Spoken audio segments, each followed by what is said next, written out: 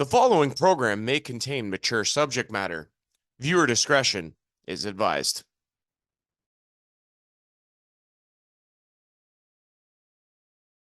To those of you tuning into this episode of the WOSHL podcast, thank you. For those who are watching for the first time, welcome. The views and opinions of this podcast are mine and mine alone. They may or may not reflect the same views and opinions of the entire Western Ontario Super Hockey League, all people considered. However, that being said, I declare that I will continue to work tirelessly hard to bring this podcast to you. I will continue to deliver important information, highlights from any games that are streamed, and relay that information with honesty, with enthusiasm, with professionalism, and with integrity. I will do all of these things with the same care and dedication to the WOSHL League as I have done in the time that I've been involved with this senior hockey circuit. If you have any questions or concerns about anything I have ever said on here or while doing play-by-play during games, please feel free to contact me. Your host, Andrew Rogers.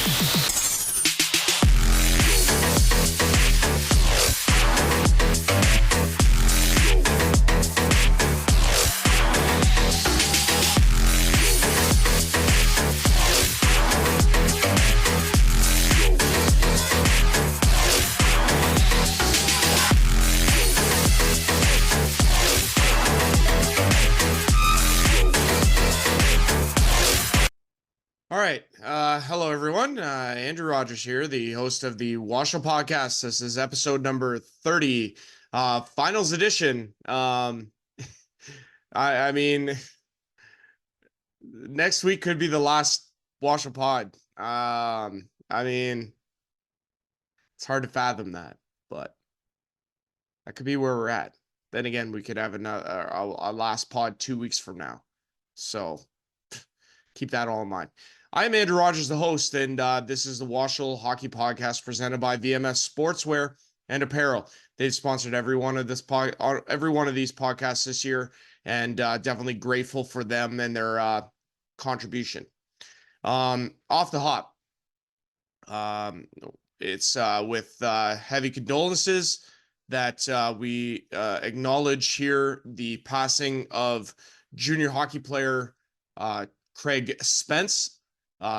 Chatham Maroons junior hockey player. He was the assistant captain, born in 2002, gone in 2024. Chatham Junior Maroons Facebook page putting out a post this morning, this past week on Wednesday morning, I should say. And it reads, it is with heavy hearts and profound sadness that we mourn the sudden passing of our dear friend and former assistant captain, Craig Spence. Craig was more than just a stellar athlete on the ice. He embodied the essence of what it is meant to be a genuine and wonderful human being. His presence graced not only the rink, but also the lives of everyone fortunate enough to know him. As a leader, Craig went beyond the call of duty both on and off the ice. His commitment to excellence was matched only by his unwavering dedication to our Chatham-Kent community. Whether lending a helping hand during the Breast Buddies' last paddle of the season, or simply illuminating the room with his infectious smile, Craig's impact was immeasurable. Our thoughts and prayers extend to his beloved family, cherished friends, teammates, and coaches during this incredibly difficult time. May they find solace in the countless memories of Craig's outstanding motivation, skill, thoughtfulness, and that radiant smile that could brighten even the darkest of days. Craig's legacy will forever be etched into the fabric of our organization. He will always remain a beacon of inspiration, reminding us to strive for greatness both on and off the ice. Number 10, forever a Maroon, Craig Spence will live on in our hearts. Craig Spence, 22 years old, and just absolutely devastating stuff there. If you do want to donate to, there is a GoFundMe page, and the link to that, or the web URL, is on the screen now for you at the bottom there. So go to that if you do wish to donate Now, myself personally, I did not know Craig Spence. I'm not familiar with him and the hockey player, or for that matter, I've heard of the Chatham Maroons, but don't really follow. However, here in the WOSHL, our community has definitely felt this passing, as a number of players in the Chatham-Kent region that play in the WOSHL Hockey League have retweeted and shared the Chatham Maroons post, and definitely has been felt through the WOSHL hockey community as well. So again, this podcast is dedicated to Craig Spence, and again, condolences to his family for their loss, and again, prayers and sympathies as they go through this tough time and navigate this just what can only be described as an incredibly difficult time in their lives, no question about it. But again, like I say, dedicated to Craig Spence and his unfortunate passing, and again, we dedicate this podcast to him and his family. From there, though, we get back to the business at hand with this WOSHL podcast. This is episode number 30. It's a finals edition. The WOSHL Super League Cup finals have been absolutely tremendous so far. Killer Bees leading in the best of 7, 2-1, after what was an absolutely jam-filled and entertainment-packed weekend of hockey this past weekend. We have highlights from both games 2 and 3 coming up here shortly. And then what we're going to do is update you on the playoff leading scores as it stands currently. And we'll get you guys caught up on the schedules and times and dates for the remainder of this WOSHL Super League Cup final. We also have an interview with Thunder starting goaltender Matt Sagrot coming up as well later on here in the podcast. But we'll get to those video highlights first. Here they are.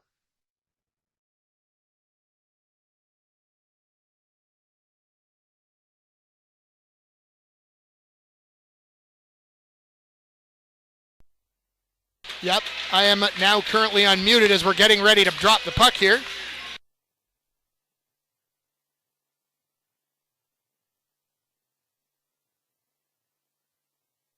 And we are underway here in this hockey game with Tillsonburg winning the opening faceoff. Puck brought up by number 86, Brandon Kudos, shot on net. First puck headed to Koning, Tillsonburg controlling the play. DeKoning stays with it, good pressure by Tillsonburg here. And early on, we got the Killer Bees struggling to control it as they try to break out down into Tillsonburg's zone. Tillsonburg manages to pick the puck, puts another shot in, but Nolan DeKoning up to the task as he brings that one into his chest. 16-11 left here in the first period. Tillsonburg wins a faceoff. That's drawn back, and there's a quick one right off the faceoff. Scored by number 95, I think, Jamie McQueen. So it's McQueen, number 95 for Tillsonburg, who right off the draw, win it back to McQueen. McQueen puts it on net and finds the net low on Nolan DeKoning to give the Tillsonburg Thunder the early 1-0 lead here on the road. Now? Okay. Shot back in, great tip in front. Oh, there's another rebound right there. There's a third one, and it's in the net. Multiple rebounds for Tillsonburg on the shot in. Wasn't a tricky shot, but it's bouncing around in front, and there's plenty of Thunder players. And it looks like we've got Braden O'Ben, number 9. I don't have him on my lineup, but I hear you now. Braden O'Ben, okay, with the rebound, cleans it up to put Braden Tillsonburg O'Ben up 2-0 makes on the it power 2-0 play. on the power play. Looks like it. Man, oh man, what is going on here? This crowd is stunned. Talk about here, but I think the story is Tillsonburg strikes twice early to set the tone. It's a packed house here in Alvinston, and that hometown crowd is loud, and it's a big win in the sails of the Killer Bees, but they have to see their Killer Bees scored on twice. Once down low on the shot right off the face-off draw by number 95, Jamie McQueen, and then it's number 9, sorry, not on my roster, Andrews. No, who's number 8. Oh, it's number 8, sorry, Yeah, so Braden 8 is O'Ben. Is shooting a rebound past DeKoning, clearing up the garbage in front. So DeKoning busy.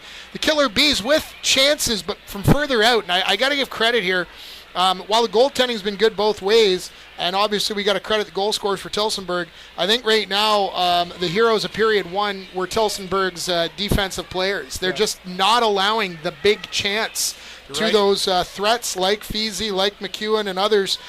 We saw the shot blocking, we saw the angles cut out. That's what stood out to me this period.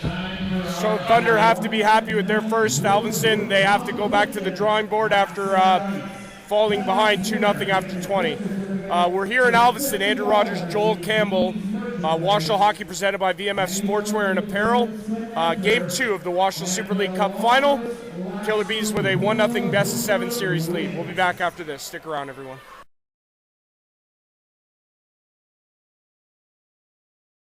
The Bees got to respond in front of this crowd, got to find that offense. What do you expect to see? So yeah, Joel, what do you think that Alvinston needs to do, at least off the hop here in the second, to get back in this hockey game? Quite simply put, we need a quick goal. Within the first 5 minutes, preferably. Got to generate some traffic in front and put a puck home quick.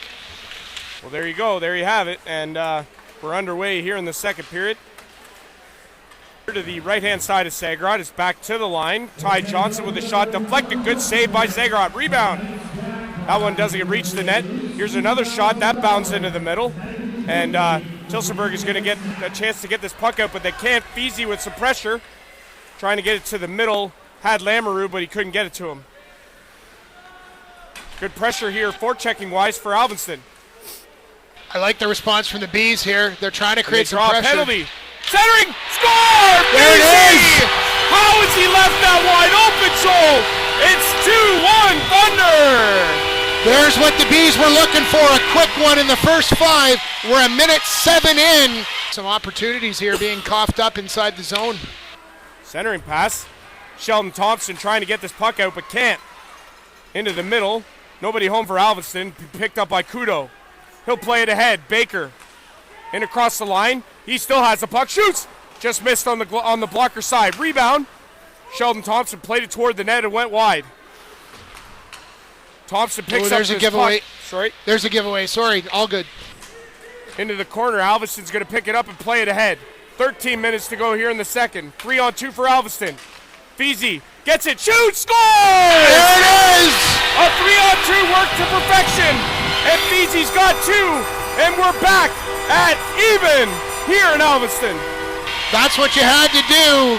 Tillsonburg had a huge first 10 minutes in the first period, and now the Bees, 7:06 in, have scored 2 quick ones, both by their lethal weapon, number 89, Brendan Feasy, and just great puck movement, Andrew. Nice setup, well-selected passes. They got the opportunity, and Zagrod was there, but Joel, Feasy found the net. Close to the Thunder bench, and they are livid over there after that lazy 3-on-2 that they had to defend, and they defended poorly to give this an equal score here.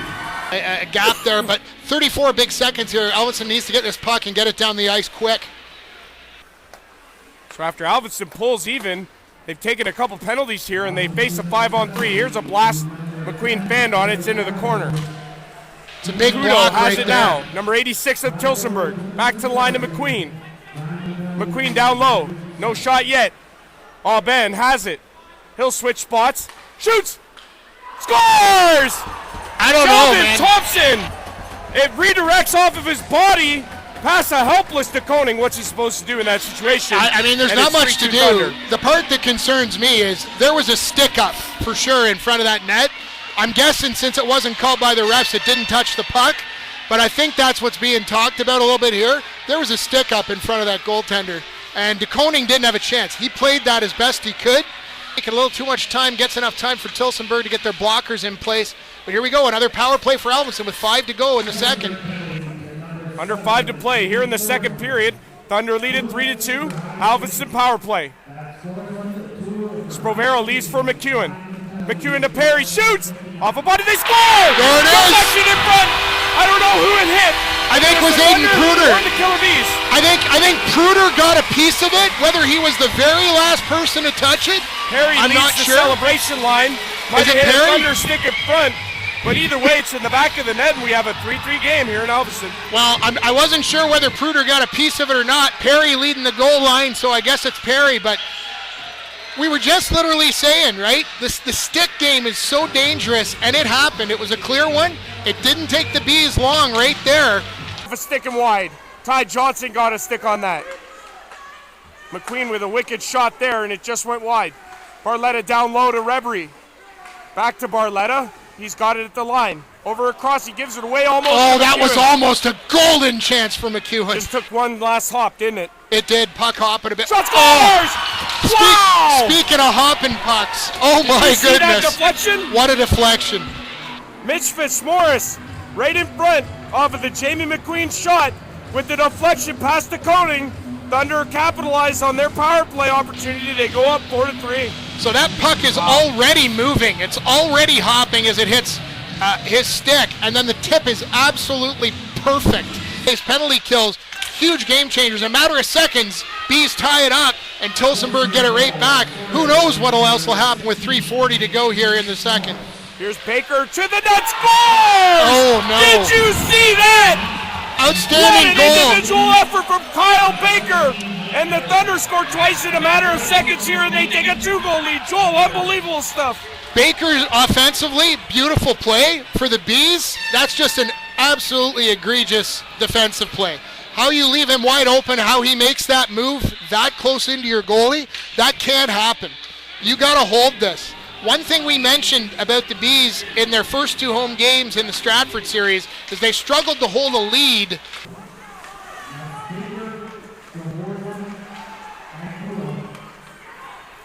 Here's Chandler in the middle. He has Vesey, has a man, shoots, scored! Vesey hat-trick! I mean, we just said, who knows what else could happen in 3:30. Vesey with his hat-trick goal, and now the hats raining down from the Alveston faithful as Vesey brings them within 1 yet again and makes it 5-4, even strength. Quite a goal. What do you make of these last 2 minutes, Andrew? 3 goals now? It's just end-to-end action here. Goal lead, upset when Alveston tied it again.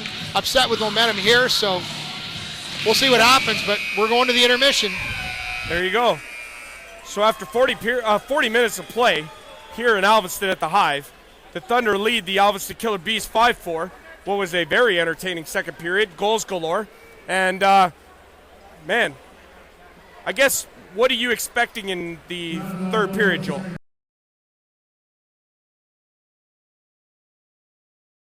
Offensive hockey here tonight, eh? And I think we're in for quite a finish, Joel. What do you think? Well, lots can happen here. We know we've seen close games, we've seen wide open games, and with 20 minutes to play, there's lots of hockey here yet with a shot right off the bat. 20 or more. 20 or more, sorry. Pardon me, too short-sighted for the playoffs to think we might be done at 20. Game 1 saw overtime, and I'm pretty sure Alveston's played in the most overtime games in the playoffs. Just going to bring it here on everything they got to try and take the tie or take the lead here in the third. Tend to agree with you, without a doubt. They're going to bring it. Up the boards. It's going to be kept in, though, by Alveston. Rylan Bowers, though, he can't play it into the middle now, and it's a mass pile up near the Alveston bench. But here's a shot. They score! What a shot right there. Owen McGowan, defender, scores, and we are tied just like that, Joel. McGowan with a gorgeous goal. Pruder playing the perfect decoy as they come in. I have to think that Segrat was thinking the pass was going over to Pruder. But sure enough, Owen McGowan just unleashes a beautiful shot. I'm having a hard time talking here, Andrew. Owen McGowan releases a beautiful shot there. Beautiful shot. The mass confusion down here by the Thunder bench led to that odd man rush for the Killer Bees on the turnover at the blue line. Worst place to turn it over. It's going to be, oh, Ben, it's in his skates. Back to the line, it's out. And that'll do it for the 4-on-4. Alveston on the power play. So for the next 2 minutes and 7 seconds, the Killer Bees are 5-on-4. Kudo plays it back into his own end. And Anthony Geldart's going to turn and fire it down the ice. almost too many men there as Freifogel came off in a hurry. Yeah, unfortunately just evaded there, James McEwen as well, with the Bees moving that puck well. Here's Perry. He'll play it around the other side. Feezy down low. Has a man, Chandler. Tried to get it back to Feezy. It was intercepted by Kudo. Kudo plays it around to Geldart. Anthony Geldart had it stripped away. Centering, scores! And who else? Who else?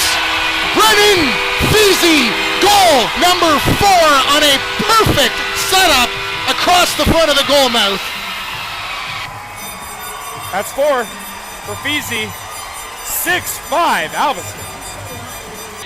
Matt Sagrod, a helpless Matt Sagrod in the Thunder net, had all he could do was throw a stick up or some blocker or type of equipment to try and stop that wide open net.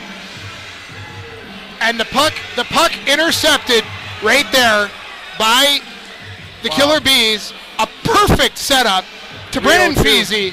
Feezy does not miss, buries that puck. And now a huge 3 minutes and 2 seconds of hockey to play here as the Killer Bees try to defend this lead, leading for the first time tonight. Their first lead of the hockey game, up 6-5, and we'll also be keeping an eye on Matt Sagrod down in the Tilsonburg crease. That's 4 for Feezy, the latest giving the Killer Bees a 6-5 lead. Here's Feezy again, shoots, scores! There it is! 5! I got it. That's unbelievable. 5 goals. 5 goals. They talk about the legendary Wayne Gretzky finishing his 50 and 39 with 5 goals. In fairness to Gretzky, goal 5 was on an empty net. Brennan Feezy has put 5 goals in past Matt Sagrod, and now with 2:52 to go, the Killer Bees have a 2-goal lead. What's that? 1:45 to go. Played up the ice. Sprovero off the shin guards of Kudo. Got to be careful. Kudo centering, shot, oh, saved by DeKoning. Huge save by DeKoning. That's a smart, oh, what another weird bounce off the board. And there's a goal. James McEwen with the empty net goal. Another completely bizarre bounce off the boards, almost sprung Tilsonburg. McEwen gets the puck back, dumps another one down the ice, and just like that, it appears the Alvinson Killer Bees are closing in on a huge win here by putting the empty netter in, now up 8-5 with 1:28 to go. Man, oh man. Right after this goal announcement, as we enter the final minute of play with about 15 seconds to go till last minute, this crowd, which has been plenty loud tonight, is probably going to reach a fever pitch. Oh, there's a huge hit on Josh Jamieson. And that was a high hit, so that's definitely going to bring a scrum here. Oh, these are fireworks now. Tension's boiling over. Jamieson got drilled into the boards high here, and boy, oh boy, not surprised to see Winchester in the middle of it, but unfortunate we got to get to this, and hopefully this doesn't have big ramifications for tomorrow night in Tilsonburg.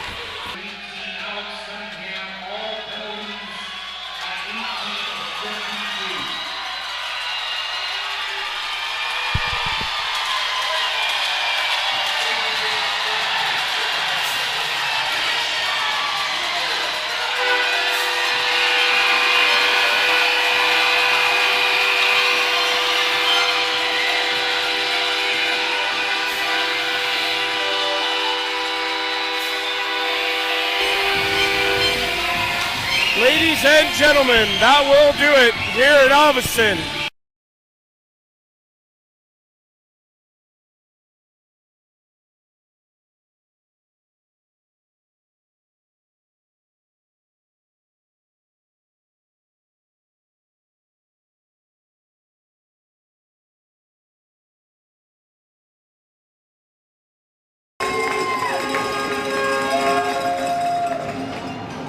All right, folks, this is a capacity crowd here in Tilsonburg, not surprising.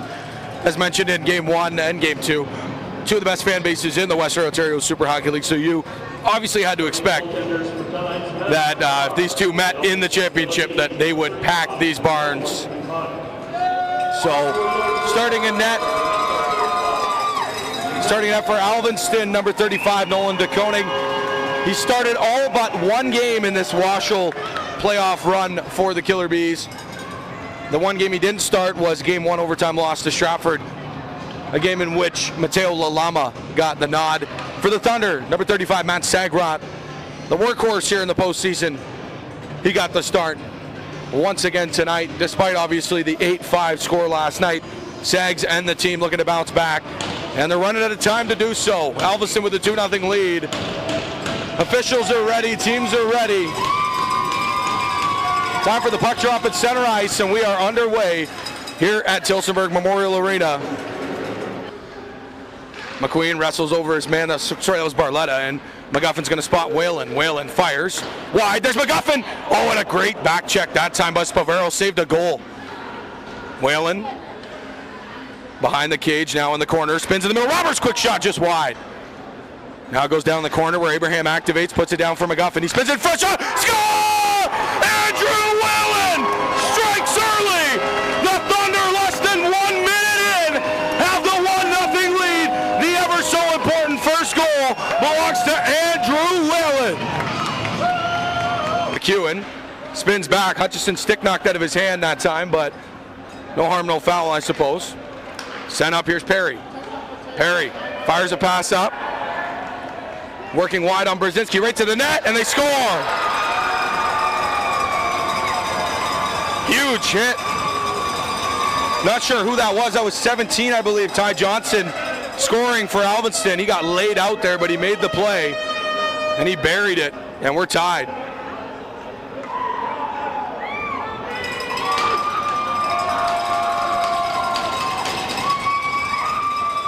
Not surprising, early on, lots of scoring. Dental Miners. Knotts across for Barletta. Barletta flying up through center ice. Can't quite get it in deep though, and he was in ahead of the puck, so it's offside. Starting up Jamison, fires for Feesey. Feesey's been out there this entire 4-on-4.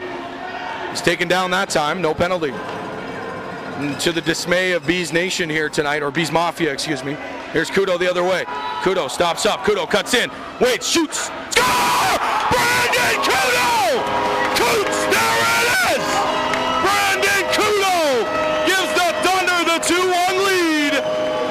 Just like that. McEwen.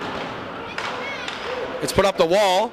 Kick free, and Spavero at center ice is there. Bees looking to counter this bad change from Tillsonburg. Feesey shoots right in the chest. The Sagrot, oh, and then Feesey takes a spill. And they're calling both, as that was a clear dive, and they're calling them both.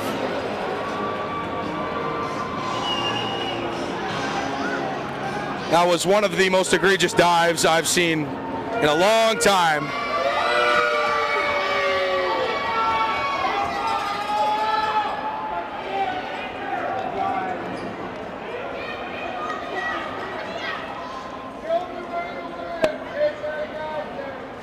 Bad sign for the Thunder. Braden Roberts heading down to the locker room. Save to Koenig. It comes out to the point. Here they come, 2-on-1. It's McEwen and Feesey. Look out. McEwen in, shoots, saves Sagrot, and he's got it. Alveston in the last minute is magical. Pass knocked down that time. Look out. Feesey still out there. Could be another mini 3-on-2. Here comes Feesey. Fires off the post. Hit the upper corner. And Barletta, here we go. See if the Thunder can catch him 3-on-2. No. Misfired pass. Van Boekel stays with it, though. Van Boekel takes a spill. Here's Kudo. Makes a move. He's in behind the cage now. Kudo back for Barletta at the point. 10 seconds to go in the period. Spavero takes it away, but he's going to look for Feesey, who was cherry picking that time, but they couldn't spot him. And Van Boekel just dumps it in. That'll take care of the first period here in Tillsonburg. After 20 minutes, the score, Thunder 2, Alveston 1.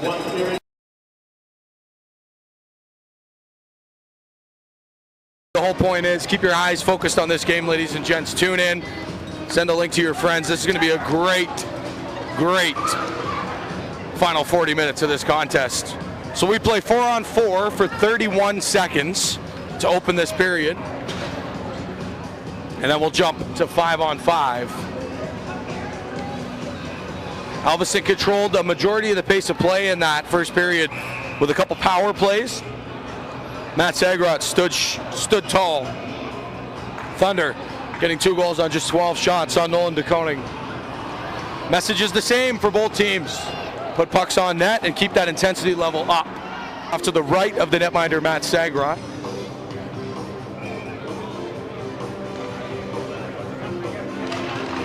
Face off one, back to Feasy, quick shot, and he scores! Brendan Feasy ties the game at the 1-minute mark here of the second period. His 6th goal in the last 2 games. 7th of the series, and we are even up here in Tillsonburg. Just 1 minute into the second period. Leaves it there for Barletta. Brendan Barletta emerges with it, loses it. Perry knocked down and puts it down low. Barletta turns back for Knotts. He fires it up, spots Hutchison. It's in his feet. And he's taken off the puck that time by McEwen. McEwen resets things, and McGowan has it in his own end. He's going to play it behind the net. McGowan fires up. Finds Perry. Perry hits McEwen. McEwen makes a move on Knotts. He's got him beat. In, scores! James McEwen buries it on the breakaway. And Alvinston has their first lead of the night, 4-3, here at the 14:38 mark of the second period.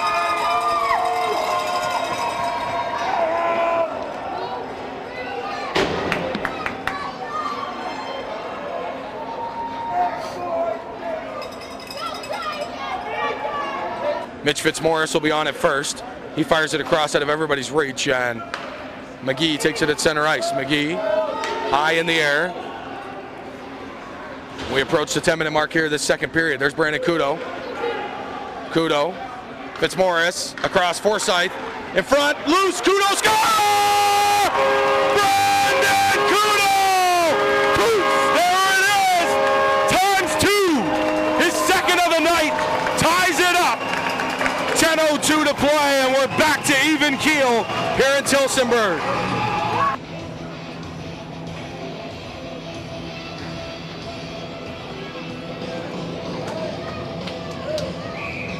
So this time Chris McGuffin will take the draw against Chandler. Feasy lined up right behind him, wanting the one-timer play. It eludes him, comes out to center ice. Spavero, 10 seconds left on that clock, dumps it in on Sagrot. He holds, and he's going to have to take the whistle with 3.1, which is definitely enough time for Elviston to get something set up.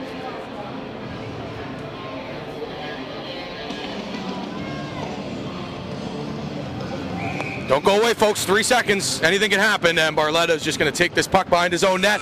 We're through 40 here in Tillsonburg. After 2 periods of play, the score knotted up at 3. Stay tuned, folks, for what is definitely going to be an exciting third period of action here from the Thunderdome. We'll be back live only on Sportfeed.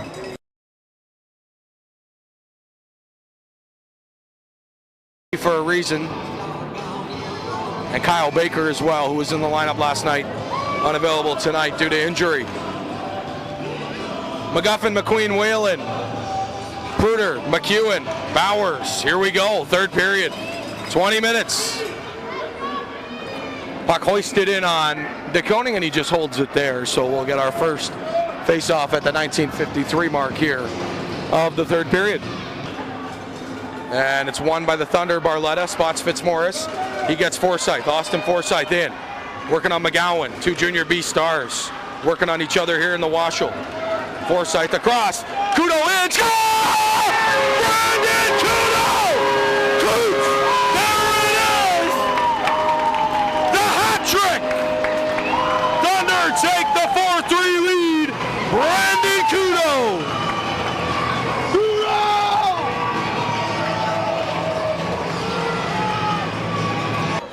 Taken away by Van Boekel. Van Boekel backhands down low. Look how Pruder's behind the defense if they can spot him. Sparvero through center ice. Makes a jump cut. Gets it into Pruder, back to Sparvero. Sparvero down low. High point. There's a quick shot scored, deflected in front. Tipped in that time by Ethan Lamoureux, and the Bees tie it up with just 8:22 to play.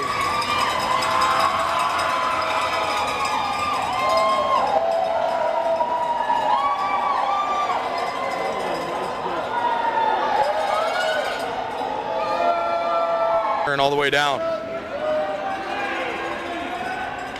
Tidgewell goes after it. Sticks it over to Sparvero. Sparvero for Bowers. Turns it over. Here's Hutchison. Hutchison in. Shoots. Save. Rebound. Score! Andrew Whalen! Andrew Whalen! Score! Thunder take the 5-4 lead. Listen to this place. Whalen followed up the rebound off the mask of DeConing and buries it. Avoiding any shenanigans tonight. That's the plan.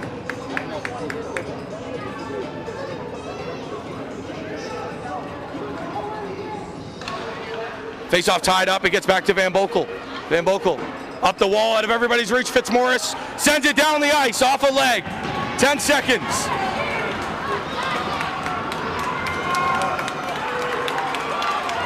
Two and one. That's it. Tillsonburg's back in the series. Thunder take game 3. Final score 5-4. Hope you guys enjoy the hour-and-a-half drive back to Alvinston after that one, baby, because we're coming down to your barn and we're right back in the series. Thunder take the game. Final score 5-4.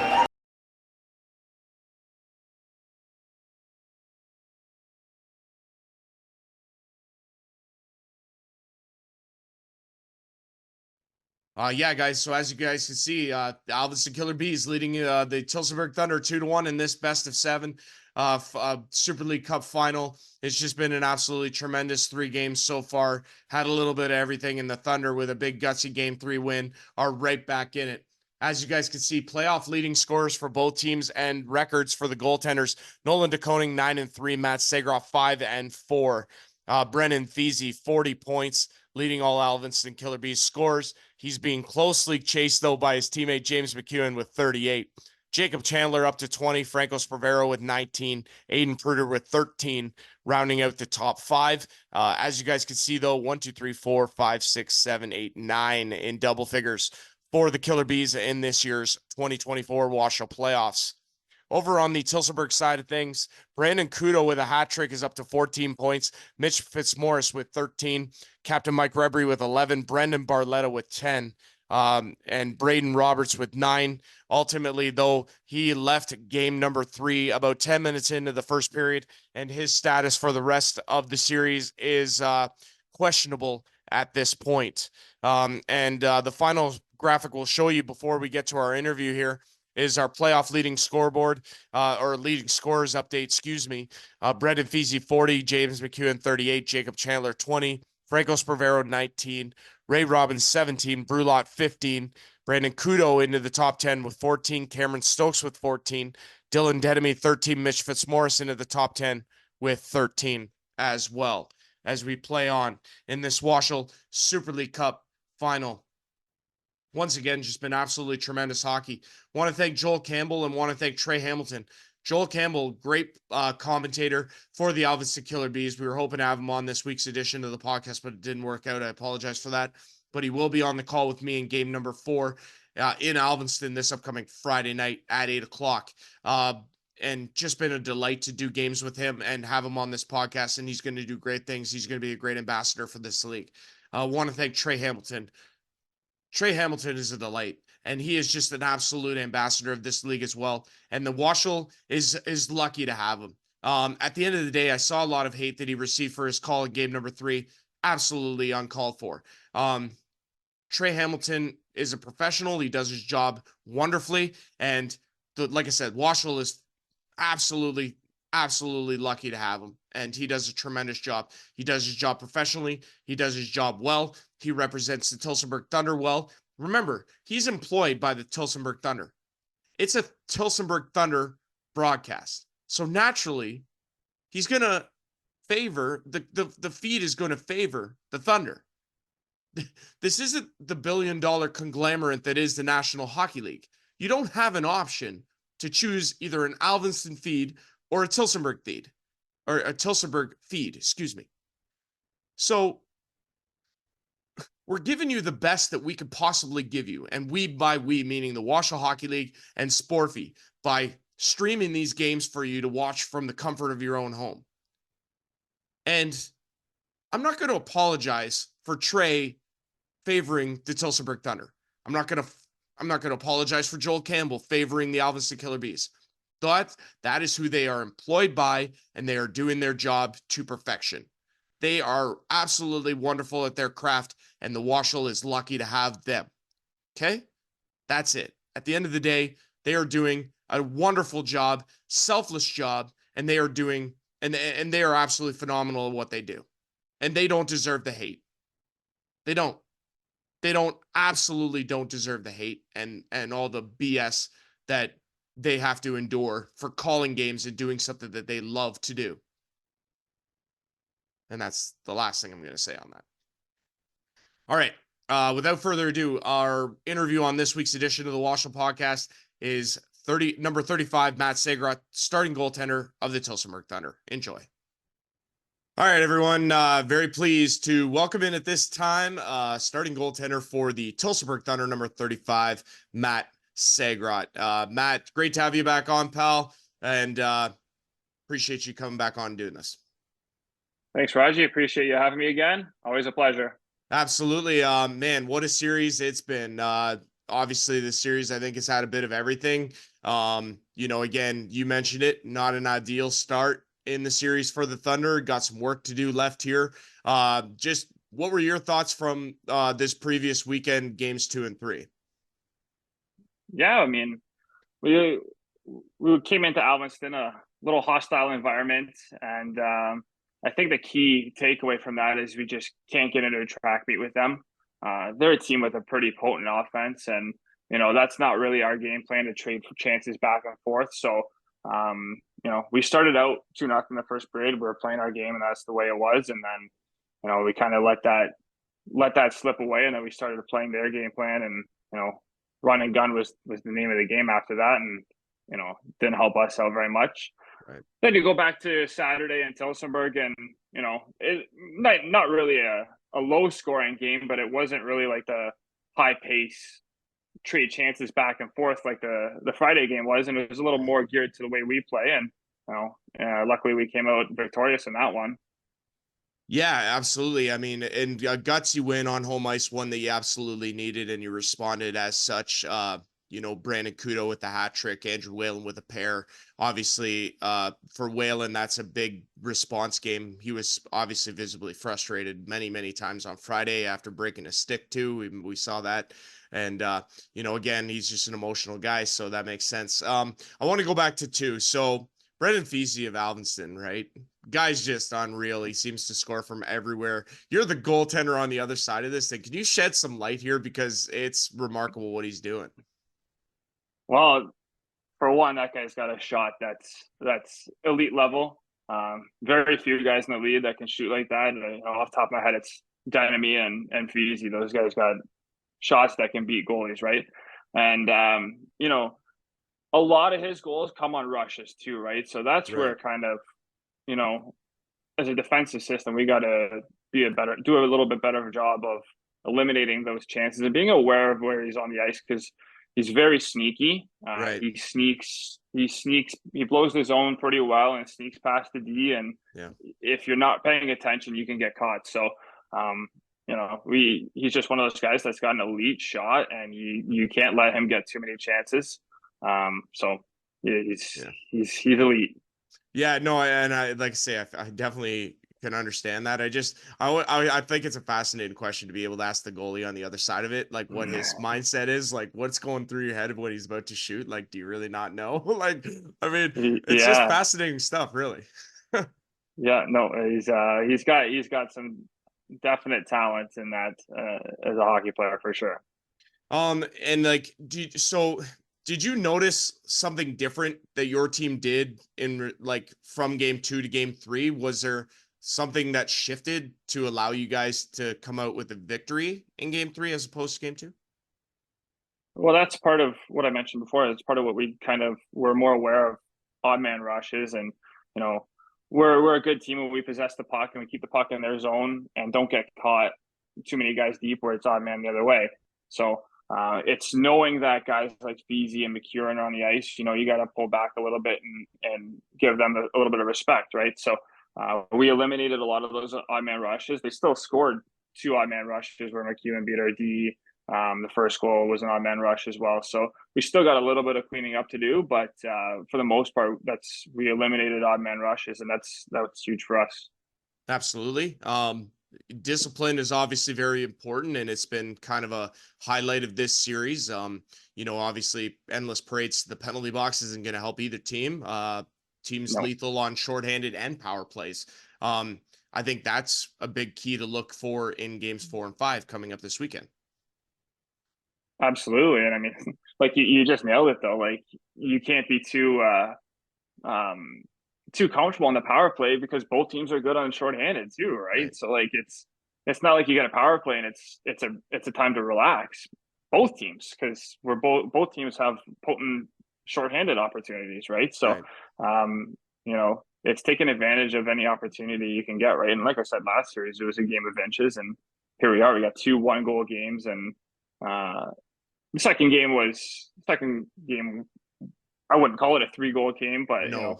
it was there's an empty net there too, right? Exactly, right. Game of inches too, right? So it's those small things that you can do to make an impact in the game, right? Absolutely. Nope. You're absolutely right. Momentum is obviously everything as well. And again, I thought, like I said from the beginning, a gutsy game 3 for you guys to be able to get yourselves back in a position to tie this series in game 4. Brandon Kudo has had a tremendous playoff, number 86, and he's just been electric. Absolutely, and he's a workhorse too, right? So he's a guy that if he gets the puck down low, he's cycling. He's hard to knock off the puck. He's lightning fast. It's good to see him get rewarded because he does put in a lot of effort, and it's really good to see. Yeah, and like you say, leading the team in playoff points with 14, just unreal. I think Mitch Fitzmaurice has also had a really nice playoff. Absolutely, and that line with Bradbury and Roberts is such a good line. It's such an important line for us because they play both ends of the ice. Good offense, but good defensive zone as well. So that line is super important to us. And again, I know that you're not going to be able to provide a ton of insight into this, but injuries is obviously a big thing right now because obviously we saw in game 3, Braden Roberts go to the dressing room pretty early in the first period there, did not return. I guess, what is your level of concern about that, or are you expecting things to work out? Yeah, I mean, obviously it's not comforting when one of your better players is leaving the game early, and hopefully he's back soon. But you know what? I think this is what's going to separate us is the fact that we have a lot of depth.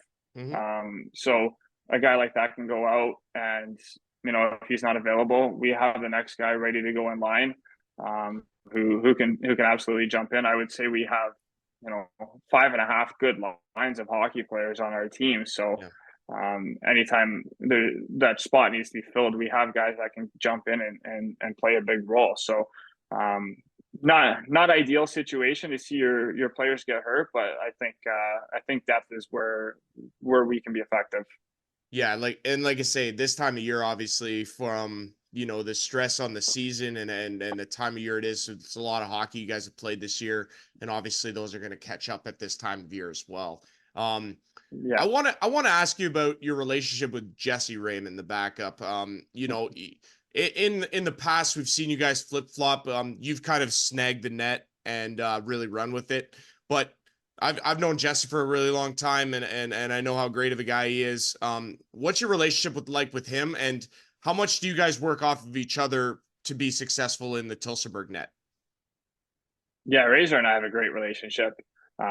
We both want to see each other be successful, and at the end of the day, the team success comes with goaltending success. So we both root for each other. Obviously, we both want the net. He wants the net. I want the net. There's no question about that. But if we're winning, everybody's happy.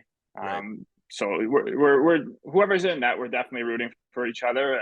And off the ice, we're great friends as well. So can't say enough about our relationship as a tandem here.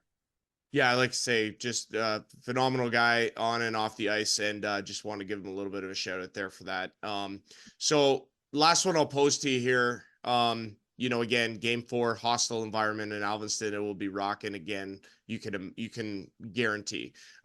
Game 5 is also guaranteed now that you guys have won one game in the series. And I guess, what would you feel would be the most important key factor in getting a win and drawing this back to 2-2? Yeah, well, that's kind of the only goal at this point in time right now is coming out 2-2. We have to steal one on the road against these guys. Coming back home 3-1, not a great situation to be in. If we can restart the series on Saturday on home ice, that's a great position for us to be in.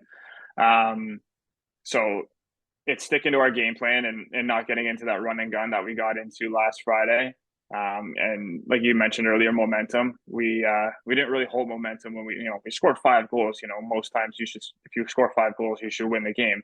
So holding that momentum when we score, playing the way we play, keep the puck in their zone, eliminating odd man rushes, playing the Thunder style hockey that we've been accustomed to. That's going to be the important drive for Friday's game for sure. Absolutely. Score the first goal and hold the lead. Easier said than done. We've been speaking Well, with we scored the goal in all the games so far, and we're down 2-1. So I mean, first goals are not always a recipe for success, but they can at least give you a nice momentum kicker from the beginning if you are able to grab that first one. That's all I'm saying. Usually a good start for sure. Absolutely. We've been speaking with Thunder goaltender Matt Segrod ahead of games 4 and 5 this upcoming weekend in the WOSHL Super League Cup finals. Matt, best of luck in 4 and 5, and we'll definitely be catching you this weekend, and we'll check in with you hopefully again next week to tee up more hockey. Again, this next 2 weeks is crazy. So, but like I say, a big win in game 3, and you guys are still very much alive in this series. So best of luck moving forward, and we'll talk to you again soon. Thanks so much. Thanks, Rajay. Appreciate it. Anytime.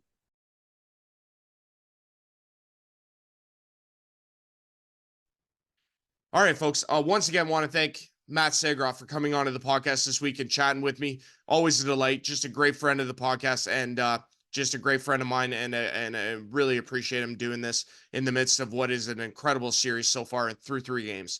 And, again, Brendan Feesy's got his hands full with him. So we'll see what he's got for games 4 and 5 this upcoming weekend. Again, game 4 this upcoming Friday night in Alvinston, 8 o'clock at the Hive. Game 5 Saturday, that is May the 20th, or excuse me, April the 20th. My God. April the 20th, Saturday, April 20th, 7:30 at the Thunderdome with Trey Hamilton. Not sure if John Delaney's going to join him on commentary or not, but if he does, that's who he is. And they do a wonderful job there. So again, 4 and 5 this upcoming weekend. Now, here's the wrinkle, obviously, and I'm going to go back and I'm going to show my graphic again for these, for the WOSHL by the numbers. As you guys can see, game 6, if necessary, Monday, April the 22nd, 8 o'clock at Alvinston. So again, between Friday, Saturday, and Monday, the series could end possibly. Now, if Tillsonburg were to force or get to a point where we get to a game 7, it would happen Friday, April the 26th, an 8:30 start time at the Thunderdome in Tillsonburg. So again, remember those dates, folks, because again, next week's podcast is next week's podcast. I'm not really sure what it's going to be yet, but we'll roll with it. All right. We'll do it the best we can. We'll see what happens here in games 4 and 5 and go from there. How's that sound? Perfect. Right on. All right. You guys have been watching another episode of the WOSHL podcast, episode number 30. I am your host, Andrew Rogers. It's been sponsored by VMS Sportswear and Apparel. We'll see you guys again next week, regardless of what happens in our games in the WOSHL Super League Cup final. But enjoy the hockey. Get out to the rinks if you can. If not, watch live on Sportview and enjoy the commentating. We'll see you guys again next week. Take care, everyone.